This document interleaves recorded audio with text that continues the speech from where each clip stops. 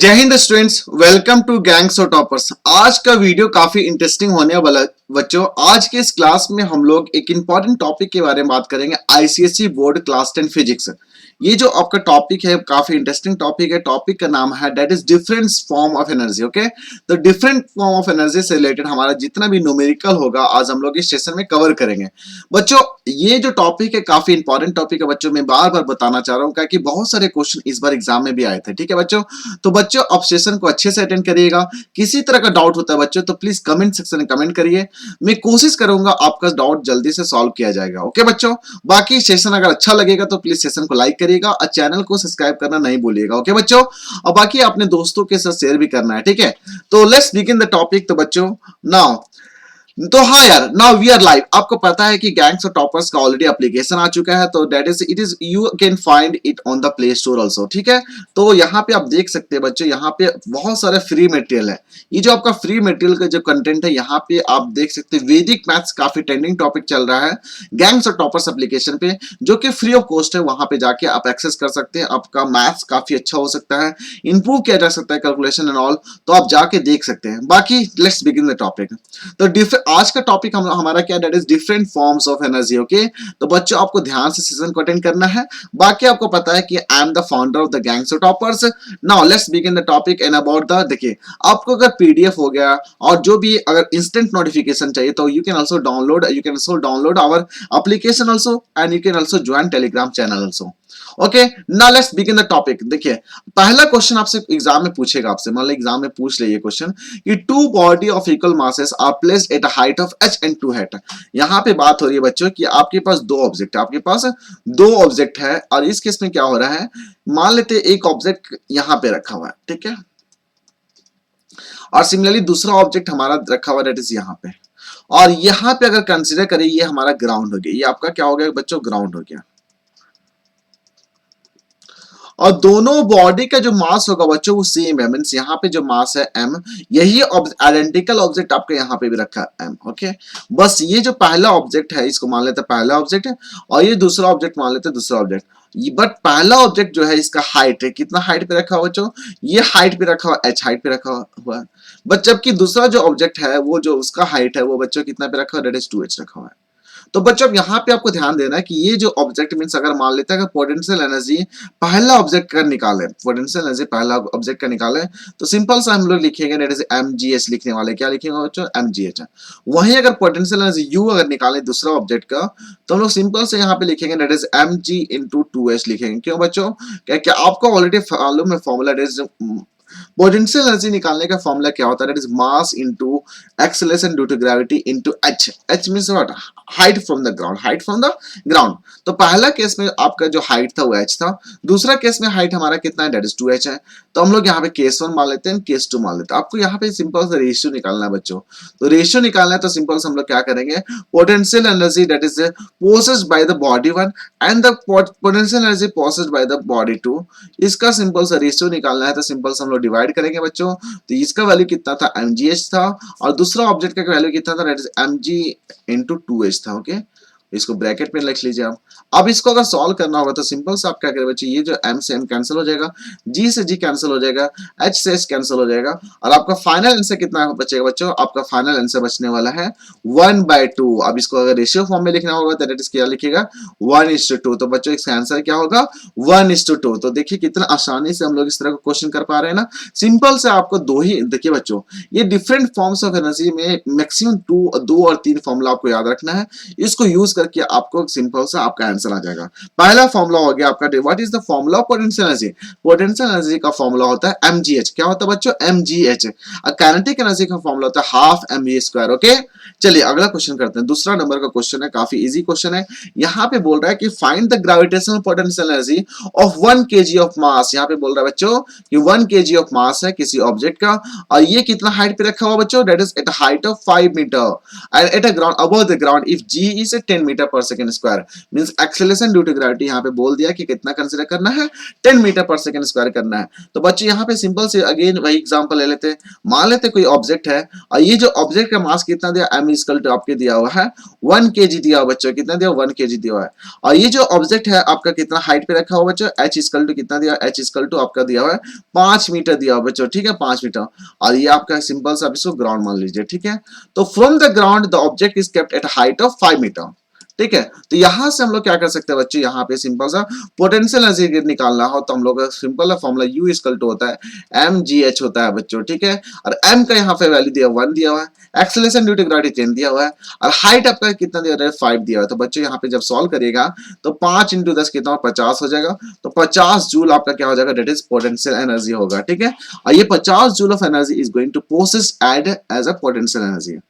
अगला क्वेश्चन करते हैं बच्चों। तो आई थिंक क्वेश्चन के सेशन काफी अच्छा लग रहा है। तो अगर बच्चों सेशन को अच्छा लग रहा है तो प्लीज सेशन को लाइक करिए, चैनल को सब्सक्राइब करना नहीं भूलिएगा। सेशन सब्सक्राइब किया तो बच्चों अपने दोस्तों के साथ शेयर भी करना है, ठीक है।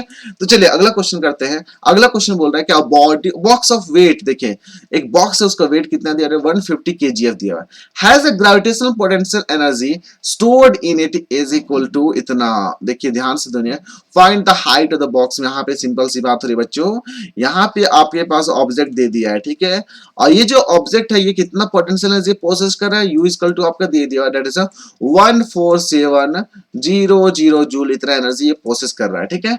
और ये जो ऑब्जेक्ट है ये हाइट कितना हाइट पे रखा है वो नहीं बताया आपको, ठीक है। ये कितना हाइट पे रखा है वो आपको नहीं बताया है, नहीं बताया है तो आपको सिंपल सा क्या करना है बच्चों, आपको निकालना पड़ेगा ये, ठीक है। अब इसका मास आपके पास दे दिया, मास देखिए मास कितना, वेट कितना थे 150 kgf। अब आपको पता है बच्चों अगर फोर्स वेट मतलब क्या होता है, weight equal to that is force due to gravity. ध्यान से देखिए वेट इक्वल टू क्या होता है बच्चों, वेट यहाँ पे ध्यान दीजिएगा ये बहुत इंपॉर्टेंट कॉन्सेप्ट है। वेट इक्वल टू होता है फोर्स ड्यू टू ग्रेविटी होता है, क्या बच्चों, force due to gravity, force due to.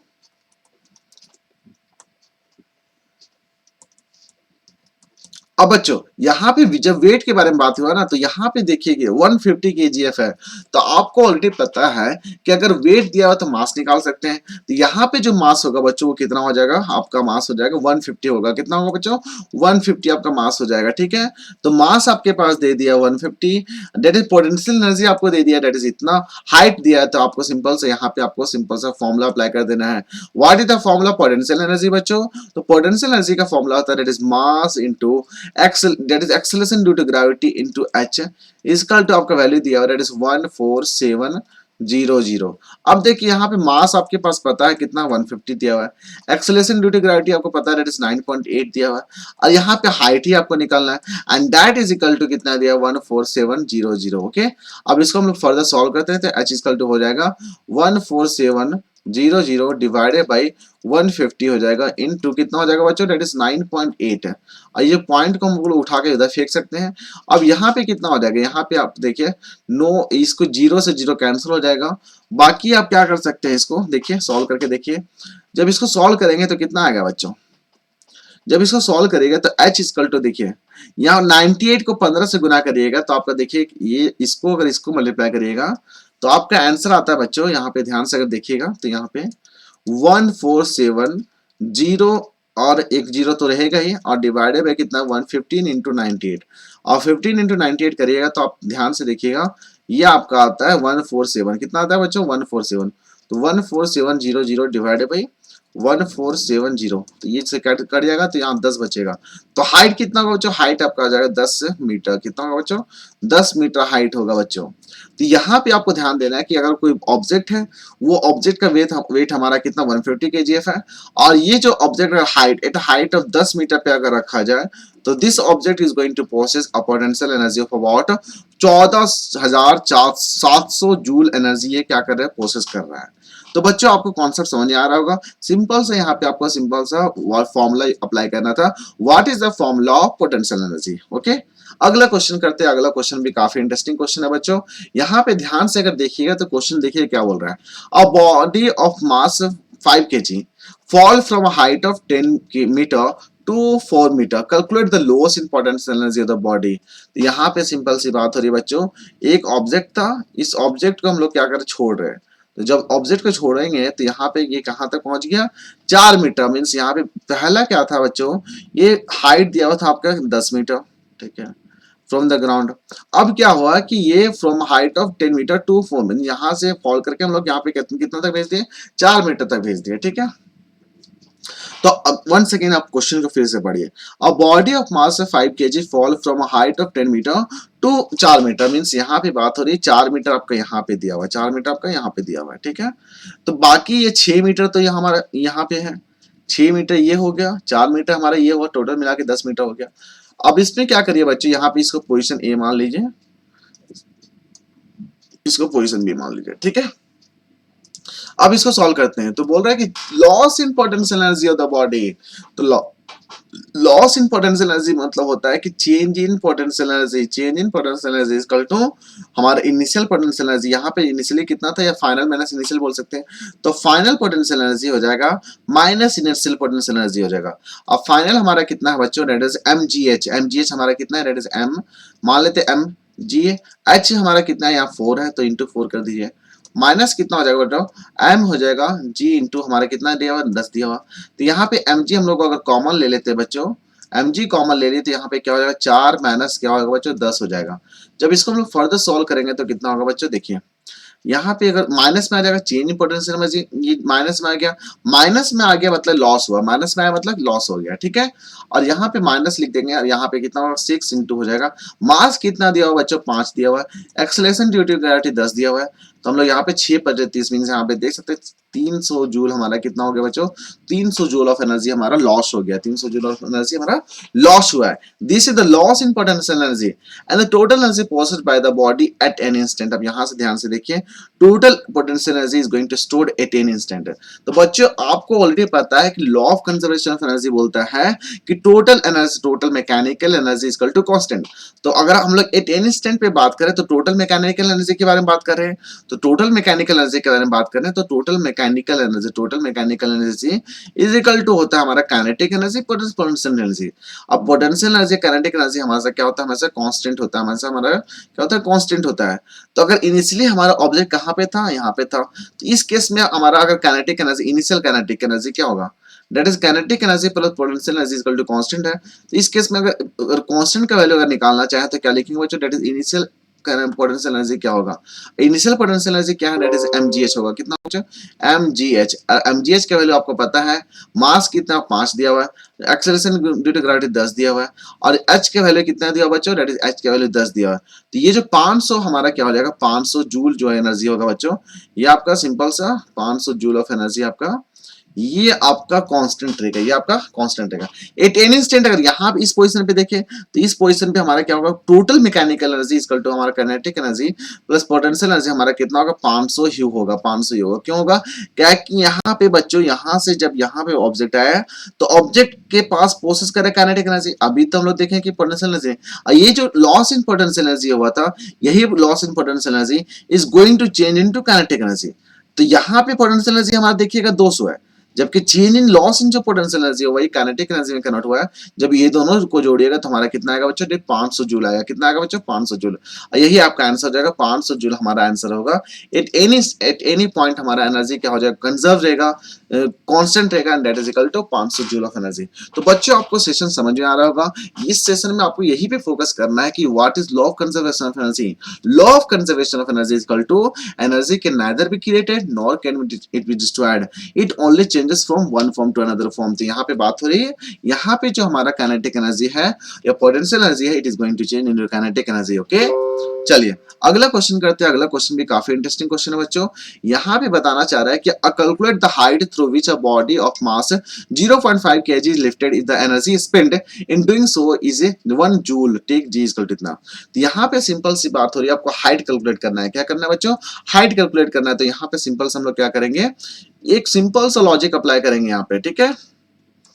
देखिए यहाँ पे बताना चाह रहा है क्या कि हाइट आपको निकालना है। अगर हाइट निकालना है तो यहाँ पे क्या करेंगे, देखिए कैलकुलेट द हाइट तो यहाँ बॉडी का मास कितना दिया हुआ बच्चों, डेट इज 0.5 kg दिया हुआ है। और कितना एनर्जी स्पेंड हो रहा है, तो यहाँ पे देख सकते हैं कितना एनर्जी स्पेंड हुआ, आप 1 जूल कितना स्पेंड हुआ है, 1 जूल ऑफ एनर्जी स्पेंड हुआ है। तो 1 जूल अगर स्पेंड हुआ है तो कोई दिक्कत नहीं है, आपको सिंपल से यहाँ पे फॉर्मूला आपको निकालना है। What is the formula of gravitational potential energy, what is the formula of, बच्चों कमेंट करिए, what is the formula of gravitational potential energy. Gravitational potential energy is equal to mgh, क्या होता है बच्चों, mgh, ओके। हाँ बच्चों, अब यहाँ पे सिंपल सी बात हो रही है कि हमारा मास कितने दिया हुआ, मास हमारा दिया हुआ दैट इज 0.5 kg दिया हुआ, ओके बच्चों। और acceleration due to gravity G आपका दिया हुआ दैट इज 10 मीटर पर सेकंड स्क्वायर, कितना दिया हुआ बच्चों, 10 मीटर पर सेकंड स्क्वायर, ठीक है। और आपका एनर्जी दिया हुआ, एनर्जी कितना स्पेंड किया बच्चों, एनर्जी इक्वल टू आपका दिया 1 जूल दिया है। तो सिंपल से आपको यहाँ पे निकालना है व्हाट इज द हाइट। तो what is the formula potential energy अगर निकालना है, यहाँ पे अगर पोटेंशियल एनर्जी पी बोल देते हैं, तो पोटेंशियल एनर्जी 1 kg, तो पोटेंशियल एनर्जी इक्वल टू होता है 1 जूल दे दिया है। What is the formula potential energy, mgh होता है। तो mgh अगर दिया तो 1 जूल हो जाएगा आपका यहाँ पे। तो h का वैल्यू निकालना होगा तो क्या हो जाएगा, 1 जूल डिवाइडेड बाई mg, ठीक है। तो 1 डिवाइडेड बाई कितना, मास कितना 0.5 दिया हुआ है, और हमारा कितना दिया हुआ, g का वैल्यू कितना है 10 दिया हुआ है। अब इसको सॉल्व करेंगे तो 10 से 10 कैंसिल हो जाएगा, 1/5 हमारा कितना होता है बच्चों, 1/5 इक्वल टू 0.2 हाइट हो जाएगा, 0.2 मीटर हाइट हो जाएगा। तो यहाँ पे बताना चाह रहे हैं कि अगर एक ऑब्जेक्ट है, ये आधा किलो का ऑब्जेक्ट था, उसको अगर एट हाइट ऑफ 0.2 मतलब 0.2 मीटर हम लोग उठा रहे हैं, तो हमारे पास कितना एनर्जी स्पेंड हो रहा है बच्चों, 1 जूल ऑफ एनर्जी हमारा स्पेंड हो रहा है। तो यहाँ पे यही क्वेश्चन था कि 1 जूल ऑफ एनर्जी हम लोग स्पेंड कर रहे हैं, एक ऑब्जेक्ट को उठा रहे हैं, उसका वेट हमारा 0.5 kg है, तो हम लोग कितना हाइट तक उठा सकते हैं, तो आंसर क्या हो जाएगा बच्चों, 0.2 मीटर हो जाएगा, ठीक है।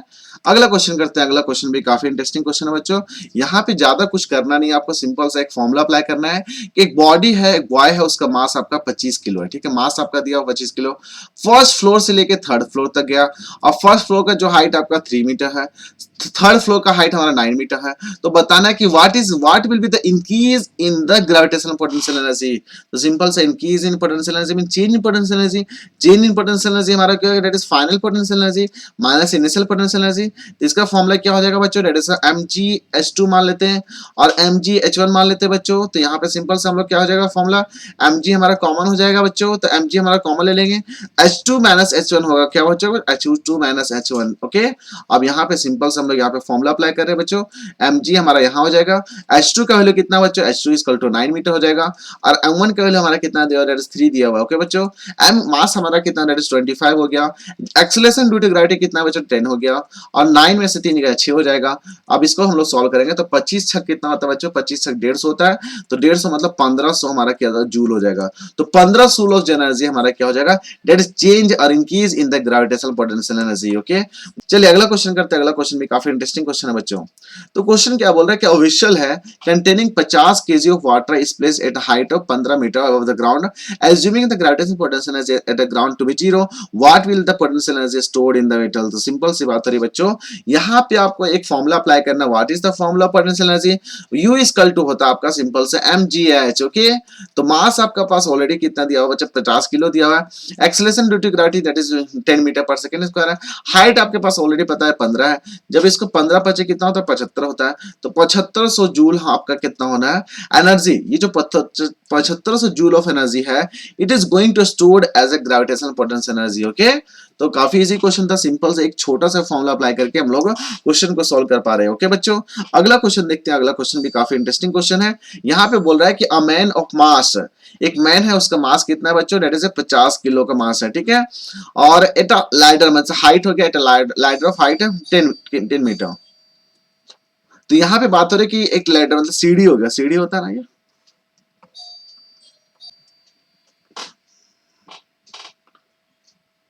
और ये 50 किलो का आपका आदमी था, ठीक है। अब ये जो आदमी है ये क्या कर रहा है, सीढ़ी पे ऊपर चढ़ रहा है, ठीक है। What is the work done by the man, क्या हो जाएगा, what is the work done by the man। तो सिंपल सी बात होगी, work done by the man हो जाएगा आपका mgh, ठीक है। तो work done by the man क्या हो जाएगा mgh, तो यहाँ पे लिख लेते हैं।